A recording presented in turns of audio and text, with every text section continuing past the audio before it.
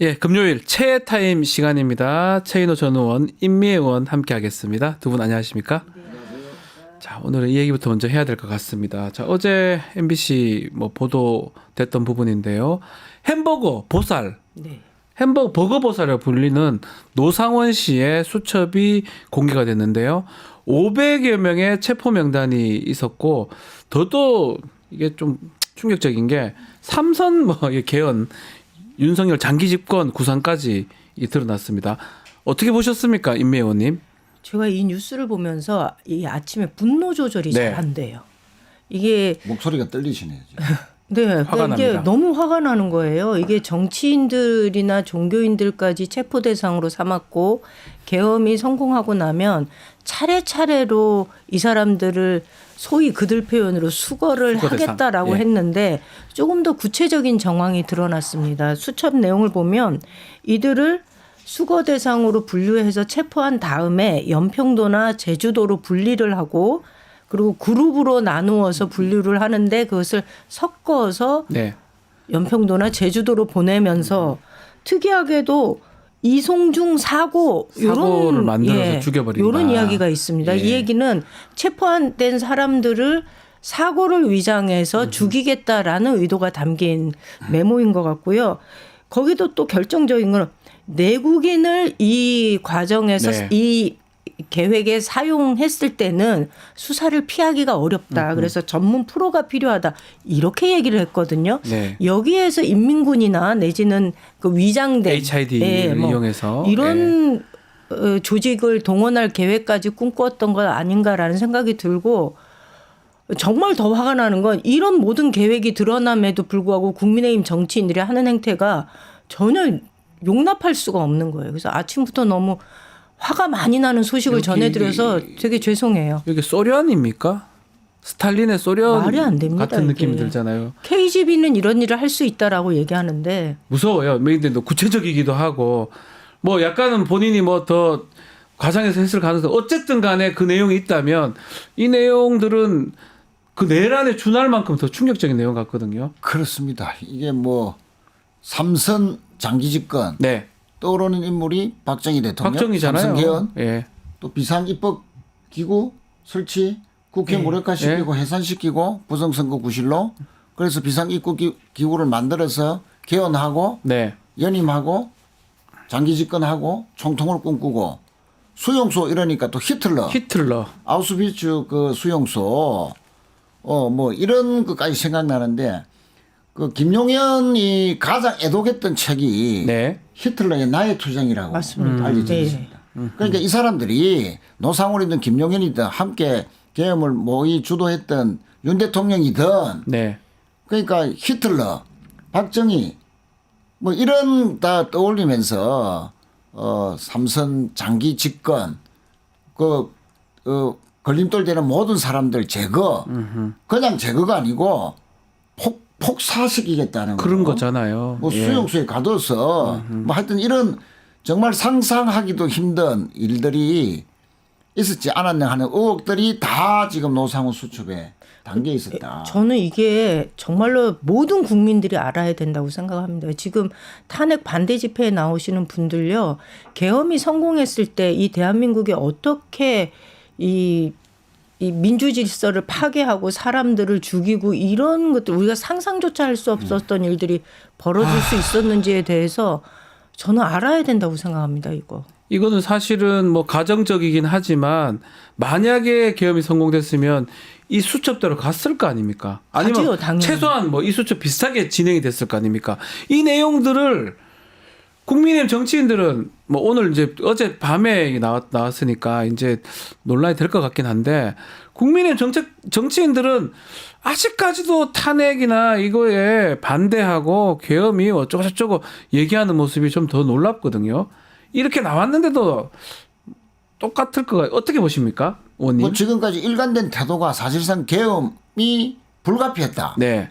계엄 옹호 또 윤 대통령이 이야기하는 경고성 계엄 이에 동조하고 끊임없이 사법부 흔들고 헌재 흔들고 이 모든 과정들이 결국은 이제 윤석열 대통령의 모든 그런 행위들이 야당 때문에 반국가 세력 때문에 불가피했다라는 식으로 논리적 기기가 네, 되는데 그렇게 얘기했었는데 오늘 이런 보도 아니잖아요. 그러니까 여기서 이게 무슨 경고입니까? 그냥 제거하고 장기 집권하는 거잖아요. 소련 같이 만드는 거잖아요. 조선왕국처럼. 여기 안에 다 한동훈도 들어 있었고 뭐 네, 다 국민의힘 의원도 이준석도 있어, 다 있어요, 그냥. 네, 바른 말 하는 사람들 상당수 들어 있었다는 거 아닙니까? 네.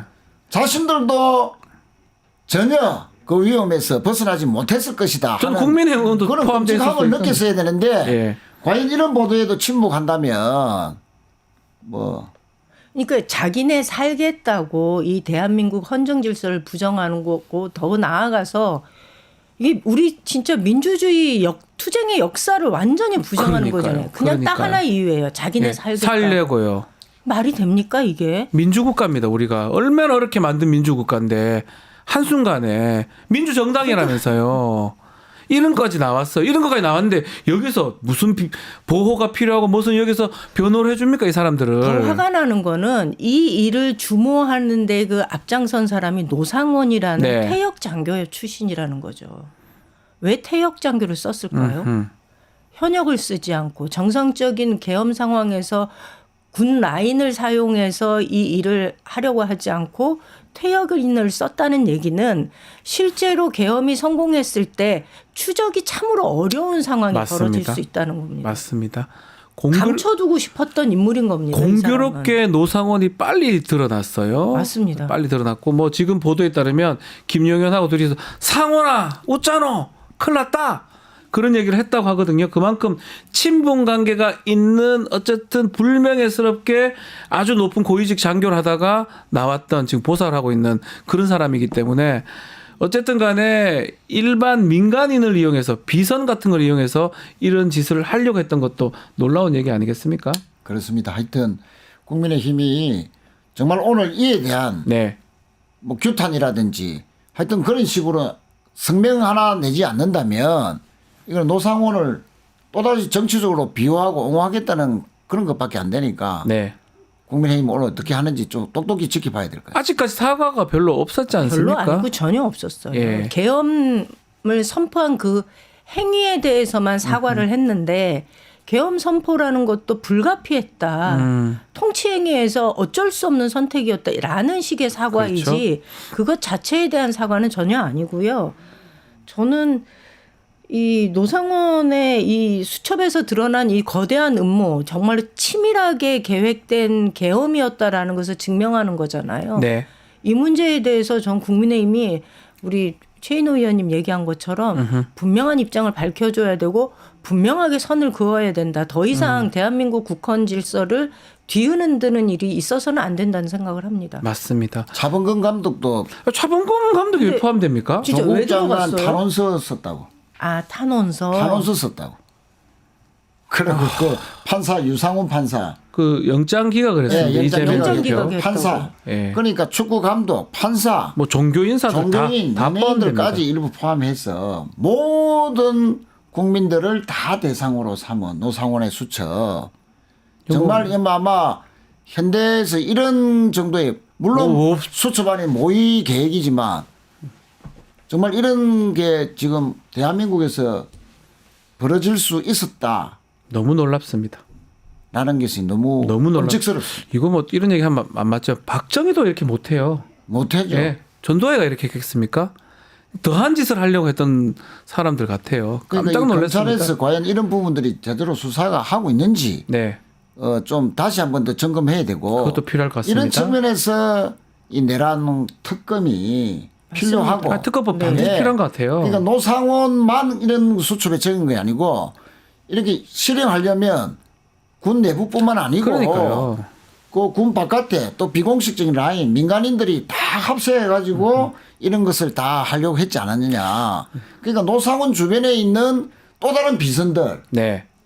뿌리 깊은 이런 그 계엄 모의 세력들 또 10년 20년간 잠복해 있다가 또 이 때를 노렸던 이런 세력들이 있었다면은 발본색원해야 됩니다. 지금 우리 댓글에 킬링필드 얘기를 하시는데 사실은 우스갯소리가 진짜 그런 거거든요. 맞습니다. 킬링필드 같아요. 그렇게 꼬다 모아서 죽이는 게 킬링필드 아니었습니까? 맞습니다.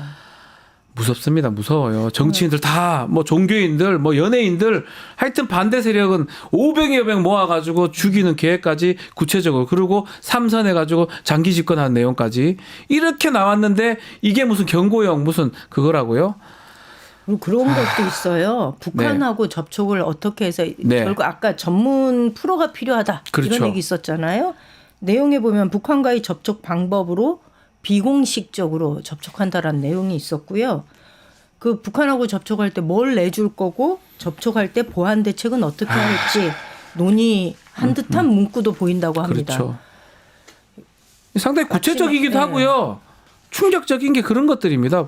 뭐 안쪽도 그러지만 수거하는 방법도 그렇고 뭐 자기들 표현이긴 하지만 북한 쪽하고 어떻게 해가지고 하는 부분까지 상당히 구체적이거든요. 아침 출근길에 네. 분노는 가라앉히고 출근해 주시기 바랍니다. 네. 그럼 걱정됩니다. 아니 북한하고 뭘 연계해서 수거하려 했다, 제거하려 했다. 네. 네. 이 사람들이 반국가 세력이잖아요. 이 사람들이. 반국가 세력입니다. 이거는. 지금 예. 국민의힘 반국가 세력 맞습니다. 예. 헌법을 부정하는데 일단은 이 국민의힘은 이번 뭐 재판하는 것도 탄핵하는 거 그것도 그거지만 이 수첩이나 이런 내용에 대해서 얘기를 해야 됩니다. 해야 되지요. 얘기를 해서 뭐 그럼 인정하든가 그럼 아니라고 하든가 사과를 하든가 그렇게 하는 게 정치 집단으로서의 좀 국민에 대한 예의 아닌가 생각 맞습니다. 들거든요. 최소한의 양심이 있다면 이 부분에 대해서 국민 앞에 진짜 광화문 내거리 나와서 사과를 하든가 네. 이런 어떤 전격적인 태도의 전환이 필요한 시점이라고 봅니다. 네. 자, 아마 구체적 내용들이 좀 더 나오지 않을까 생각이 듭니다. 뭐 노상원 수첩 다시 또 얘기를 좀 하기로 하고요. 자, 지금 탄핵 심판 8차 변론까지 지금 진행이 되고 있어요. 네. 8번 했는데 뭐 우리 두 분 의원님께서는 어떤 점을 좀 가장 주목하고 보셨습니까? 뭐 전체적으로 보면 8번의 심리 과정에서 탄핵 사유가 날이 갈수록 더 명백해졌다. 네, 시간이 흐를수록 요건과 절차, 네. 뭐 공무원이 열지 않았고 또 뭐 비상사태 시기였느냐, 뭐 저 전쟁 시기였느냐, 사변에 일어난 전혀 그렇지 않지 않습니까? 네. 다 드러났고 특히 이제 재밌는 것은 윤석열 본인이 네. 탄핵 사유를 자백한 거. 네. 그 선관위 병력 투입. 김용현 장관에게 군 투입을 본인이 지시했다. 본인이 얘기해요. 그러니까 부정선거를 뭐 강조하기 위해서 튀어나온 말이 선관위에 군 투입은 자신이 지시한 거다. 그 네. 명백한 위헌이고 탄핵 사유 아닙니까? 맞습니다. 예. 또 뭐 거짓말, 뭐 인원이냐 요원이냐 의원이냐 그 논란하다가 요원이었다라고 했지만 그 당시 그 시간에는 국회 본관에 군이 없었잖아요. 없었습니다. 그 예. 없었는데 어떻게 끌어내라라고 표현을 합니까? 또 그 안에 있었다 하더라도 그 저기 요원 특전사 네. 부대원들을 보고 어떻게 또 그런 말 쓸 수 있느냐. 또 달그림자 말했고 아무 네. 일도 없었다. 예. 어떻게 아무 일도 없었습니까? 지금까지 석 달 동안 온 국민들이 그렇게 고통스러워 하는데. 하여튼 그 윤석열의 탄핵을 명백히 하는 그런 8차까지 변론이었다. 시간이 가면 갈수록 탄핵 사유는 더욱더 명료해졌다. 이렇게 짚어주셨습니다. 임미 의원님은요? 탄핵 사유가 명료해졌을 뿐만 아니라 네. 이 과정에서 증인으로 등장해서 당시 상황을 증언했던 분들 중에 우리가 정말로 그래도 대한민국이 아직 그래도 이렇게 건재할 수 있었던 데는 이런 분들이 있었구나라고 그러니까요. 좀 드러나는 인물들이 있었습니다. 대표적으로 곽종근, 특전사령관. 예. 네. 홍장원, 네. 그다음에 어저께 나왔던 네. 조성현 수방사 1경비단장. 맞습니다. 예. 네.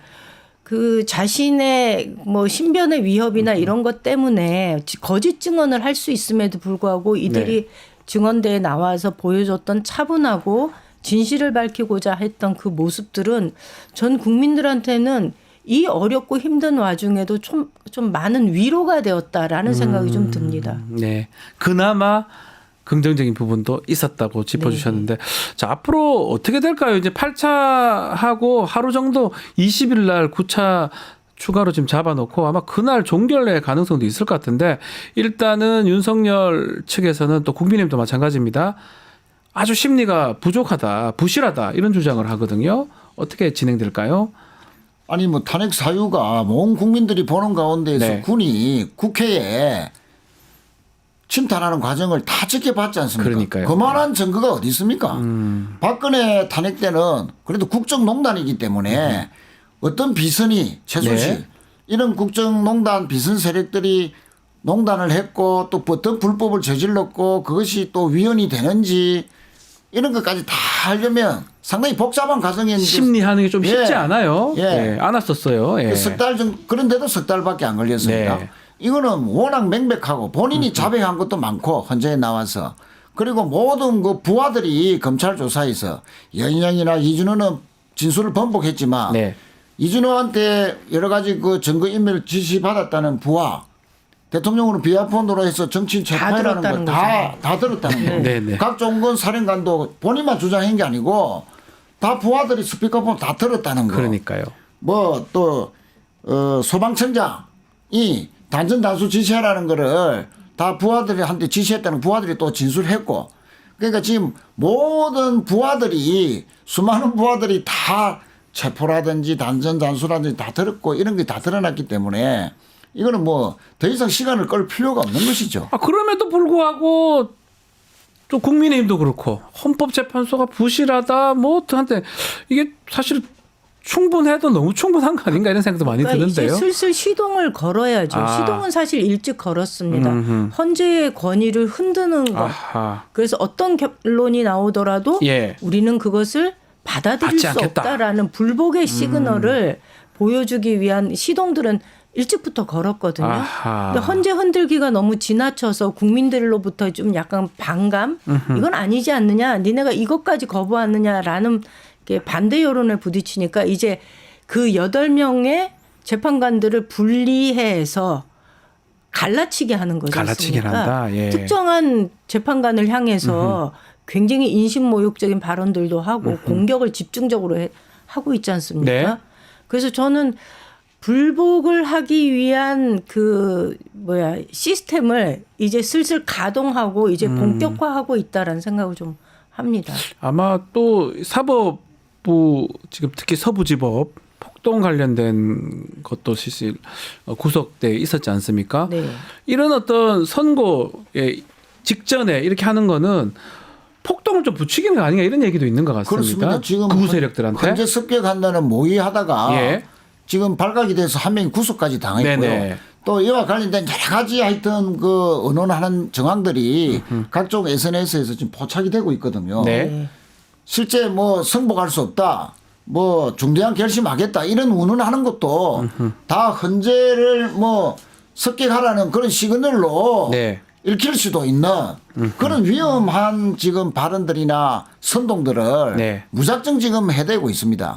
그래서 이런 그 헌재 흔들기는 그 이전에 있었던 여러 가지 뭐 서부지법이나 또 체포영장 거부라든지 압수수색에 대한 거부라든지 경호처 발동해 가지고 또 무력으로 방어하려 했다는 이런 모든 것들이 예. 전면적인 사법부 부정 이런 것의 일환이기 때문에 더 이상 시간 끌어서는 안 된다. 네. 지금 뭐 느닷없는 계엄 때문에 물가라든지 환율이라든지 정시라든지 경제가 얼마나 많은 타격을 받았습니까? 큰일 났어요. 예. 그 경제를 위해서라도 하루라도 빨리 정상적인 헌정 질서를 회복해야죠.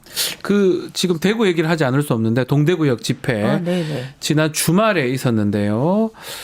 주최 측이 추산한 인원은 뭐 엄청 많고 경찰만 해도 5만이 추산 인원이거든요. 사진을 봐도 많아요. 엄청 네, 깜짝 많거든요. 놀랐어요. 엄청 많고 대규모 운집이라고 봐요. 탄핵 반대 네. 집회겠죠.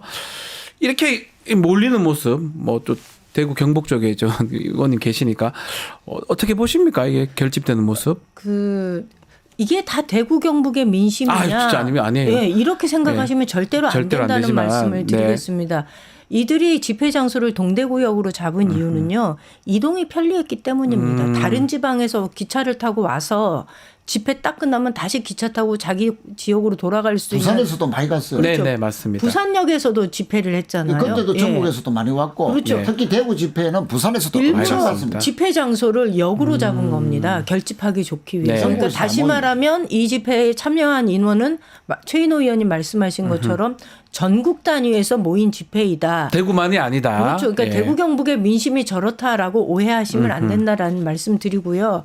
실제로 이 집회 성격은 탄핵 반대지 않습니까? 네. 거기다가 윤석열의 즉각 복귀. 그럼 대구 경북 민심도 똑같으냐? 아닙니다. 대구 민심은요. 탄핵은 인정합니다. 해도 너무했다라는 건 네. 압니다. 그런데 약간 그런 건 있죠. 계엄에 대한 그 정서적인 이게 수용도가 광주 전남이 받아들이는 것하고 대구 경북이 받아들이는 건 좀 다릅니다. 지난번에 말씀하신 것처럼 네, 피해자의 입장하고 여기 가해자 가해자의 입장이었기 입장이었던 때문에. 본인들이 네. 가했다는 건 아닙니다. 네, 네. 지역적으로 봤을 때. 그러다 보니 예. 아이고 탄핵은 뭐 어떻게 그걸 피해가겠어? 인용되는 거는 불보듯 뻔한 일 아니야? 그런데 조기 대선이 닥쳤을 때 민주당한테 정권을 그 넘겨주면 마음이죠, 안 돼. 사실은. 요게 예. 대구 경북의 민심인 작동한다고 봐야 겁니다. 되겠죠. 그래서 많은 분들이 그러면 저게 불씨가 돼서 나중에 헌재가 어떤 판결을 냈을 때 저것이 헌재의 판결을 불복하는 그 네. 불씨로 작용할까 봐 걱정들을 하시는데요. 대구 경북 민심이 2017년도 박근혜 탄핵 때도 탄핵 전과 탄핵이 즉각 인용이 되었을 때 민심이 확 바뀌었거든요. 맞습니다. 예. 탄핵 전에는 비등비등했어요. 하면 안 된다 해도 된다 이런 게 비등비등했는데 탄핵이 딱 결정된 3월 10일 날 네. 그리고 10일, 11일 날 이틀 동안 여론조사를 했을 때 근 70여 %에 달하는 대구 사람들이 탄핵 인용 잘했다라고 즉각 수용합니다. 이게 그래도 보수라고 자존심 가지고 지켜온 사람들은 헌재의 판결을 수용한다라는 말씀을 드립니다. 그러니까 그 대구역 광장에 모인 사람 보고 너무 걱정하지 않으셔도 그래서 됩니다. 그 박근혜 때 보면 하여튼 탄핵 결정이 나니까 대구 사람들은 저도 대구 사람이니까 대구에서 오랫동안 살았고 경북 대구다 보니까 그 지금 말씀 맞거든요. 근데 지금 그렇게 안 되게 하려고 헌법재판소가 뭔가 잘못하는 것처럼 계속 그렇죠. 지금 만드는 것 같아요. 그래서 보면 지금 그 집회에 국회의원도 가 있고 이철우 지사도 나가 있더라고요. 현역 정치인들이 그 집회에 가가지고 어쩌면 부추기는 모양새라고 봐야 되잖아요. 뭐 연설은 안 했지만 연당 네. 가서 고개 숙여서 뭐 감사의 네. 인사를 표했다는 건 아닙니까? 그것도 한두 사람도 아니고 네. 경북지사도 가셨죠. 이철우 지사 갔어요. 이철우 지사 갔어요. 아니, 갔어요. 그러니까. 네. 그러니까 지금 그 도대체 지금 뭐 하자는 겁니까 이게? 그 가는 게 맞습니까? 저기 가는 게. 결국 그 한 장면으로 계엄 옹호당이라는 그러니까요.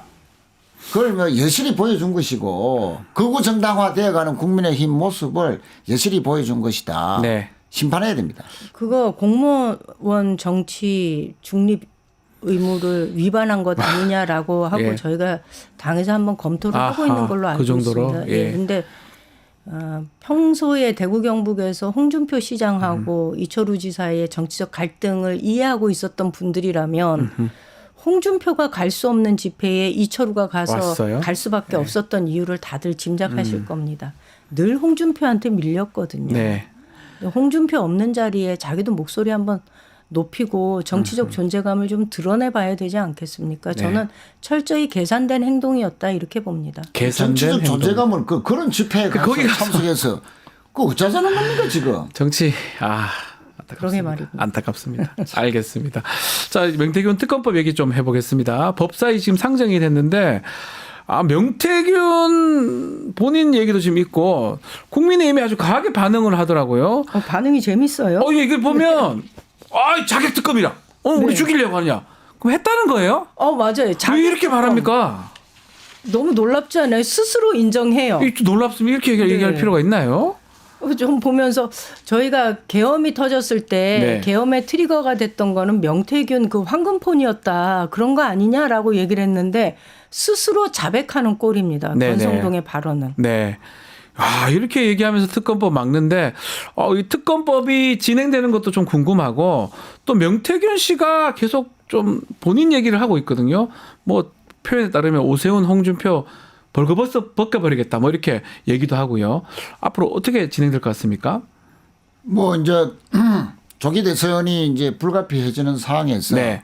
국민의힘의 빅포 중에서 두 네. 사람이 연루돼 있다라는 지금 명태균 씨가 주장하는 거 아닙니까? 그렇죠. 그러니까 뭐 오세훈, 홍준표 이 두 분이 명태균의 앞으로의 어떠한 발언, 주장 또 이것이 입증되느냐에 따라서 네. 대선 후보가 될 수 있느냐 없느냐 지금 뭐 중대한 분수령에 와 있다. 예, 그러니까 국민의힘의 대선 후보 레이스는 명태균에 달려 있다. 명태균이 140명의 전현직 의원의 명단을 갖고 있다. 만약에 달리 얘기하면 녹취 다 까겠다 이렇게 얘기를 하더라고요. 김건희 육성 녹음도 다 있답니다. 예. 이렇게 얘기하고. 그렇습니다. 지금 뭐 명태균 한건폰 임 의원님 말씀대로 네. 그것 때문에 계엄의 계엄했다. 트리거가 됐다. 네, 왜 그래도 12월 3일이냐. 하필이면 네. 그날 그 오후에 네. 명태균 씨가 특검 주장했거든요. 예. 그리고 기소됐어요 그날.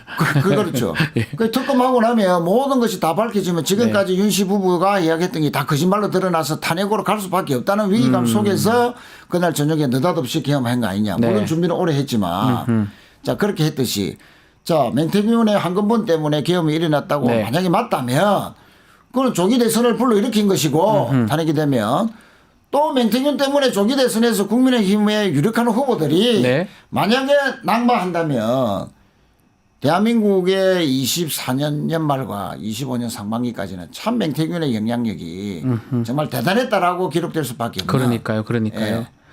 요건 저희 당에서 지금 네. 그 특검법안 발의했잖아요. 그렇죠. 네, 19일 날 법사위에서 다뤄주고 20일 날 본회의에서 처리하겠다 이렇게 얘기해요. 이게 다시 이제 최상목한테 가서 거부권이 행사돼서 만약에 돌아온다고 하면 네. 그러면 시점이 아마 3월 중순경에 재표결에 재표결이죠. 들어갈 것 같아요. 그 당시면 탄핵이 탄핵 됐을 수도 결정이 있겠네요. 되잖아요. 와. 탄핵 여부가 결정이 날 거고 야. 이렇게 되면 본격적인 대선 전국으로 들어가는 거예요. 그래서 권성동이 스스로 그래서- 얘기를 다 했어요. 저것 때문에 저러는군요. 이렇게 해서 대선 전국에서 국민의힘 의원들 발목 잡으려고 하고 모든 이 대선 전국을 명태균 게이트로 이거를 몰아가려고 하는 거 아니냐라는 얘기를 권성동 스스로 해요. 얼마나 이게 그렇게 되면 발목 200이 잡혔으면 될 이런 수도 일 하겠어요. 있겠어요. 왜냐하면 그렇죠. 그때는 대선 국면 한동훈이 어떻게 움직이느냐. 이게 김문수도 있잖아요. 그렇죠. 슬슬 몸풀지 않겠습니까? 두 사람은 관계 없습니다. 김문수랑 한동훈은 명태균하고. 그렇죠. 그래서 지금 결국은 국민의힘의 대선 후보 경선이 네. 김문수 대 한동훈의 대결로 압축될 것이다. 가능성도. 라는 전망도 지금 나오고 있죠. 명태균이 지금 있기 때문에 하나 마지막으로 좀 짚어볼 만한 게 박형준 부산시장 얘기도 사실 나왔었어요. 쭉 나올 것 같았는데 이 계엄 난리가 나는 바람에 계엄이 터지면서 더 보도는 안 되고 있었거든요. 뭐 부산에 또 계시니까 어떻게 보고 계십니까, 의원님? 계엄 때문에 박 시장이 명태균 게이트 연루 여부가 네. 상당히 이제 죽었죠. 네. 언론 보도가 날 듯 하다가 나다가 말았어요. 나다가 말아버렸습니다. 네. 그런데 이제 지난달에 강혜경 씨가 언론에 박형준 시장도 네. 보궐선거 21년, 22년 또 부산시장 선거 때 총 7차례의 비공개 여론조사를 했다라고 이제 밝혔는데 이에 대해서 박 시장이 발끈하면서 바로 고소를 했습니다. 네. 그 여론조사 기간도 모르고 명태균 씨 전혀 모른다. 거짓이다는 이런 걸로 했는데 물론 수사 결과를 지켜봐야 되겠지만 만약에 강혜경 씨는 정말 검찰에 조사 받아봐라 자료 제출했다라고 하면서 맞다는 식으로 계속 주장을 하는데 네. 그것이 맞다면 7차례 여론조사 비공개를 왜 했는지 그러니까요. 또 그 여론조사 결과가 공천에 특히 보궐선거 때 공천에 어떤 영향을 미쳤는지 네. 또 비공개 여론조사라도 비용을 지불해야 됩니다. 그러면 비용을 얼마나 지불했는지 또 누가 지불했는지 네. 대남한 거 아니냐 예. 라는 그런 의혹이 일고 있기 때문에 네. 박 시장이 이에 대해서 검찰 수사나 경찰 수사 받기 전에 네. 시민들이나 국민들이 알고 싶어 하기 때문에 한 번 더 명백하게 공개적으로 입장을 밝혀야 된다라고 생각합니다. 패턴은 똑같아요. 대선에도 저렇게 했어요. 비공개 여론조사 주고 돈 안 받고 해주고 다 공직선거법 아니면 정치자금 위반입니다. 또 서울시장 선거도 그렇게 했다고 명태균 주장하고 명태균은 증거들 다 갖고 있어요. 녹음 자료. 그러면 부산시장에 했겠냐 안 했겠냐. 이런 맥락 아니겠습니까? 그렇습니다. 그렇죠. 그러니까 네. 오세훈과 윤석열의 여론조사 방식을 네. 그대로 썼다라는 얘기를 하거든요. 그러니까요. 강혜경 씨가. 예. 근데 그 강혜경 씨 고소할 때 박형준 시장이 했던 말이 있어요. 자신은 정치를 정직함과 뭐로 해가 무기로 삼아서 했다 이러는데 참 그걸 보면 정직함이라는 단어가 울고 갈 일이다라는 생각이 좀 듭니다. 알겠습니다.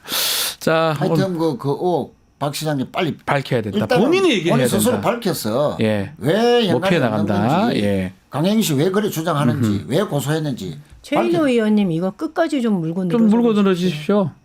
말씀을 계속 하셔야 될 것 같습니다. 책임지세요. 자꾸 물어주십시오. 그럼 제가 질문 드려보겠습니다. 알겠습니다. 자, 오늘 최애 타임은 여기까지 하겠습니다. 최인호 임미애 의원과 함께했습니다. 두 분 말씀 감사합니다. 네, 감사합니다. 유튜브 구독하고 실시간 채팅과 댓글을 남기시면 매일매일 7천 TTCO를 드립니다.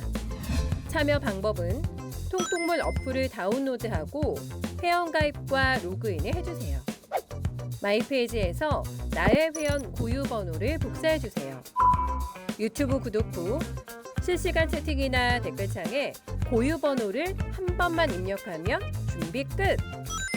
지금 유튜브 채팅과 댓글 쓰기 참여하고 실천 TTCO 받아가세요.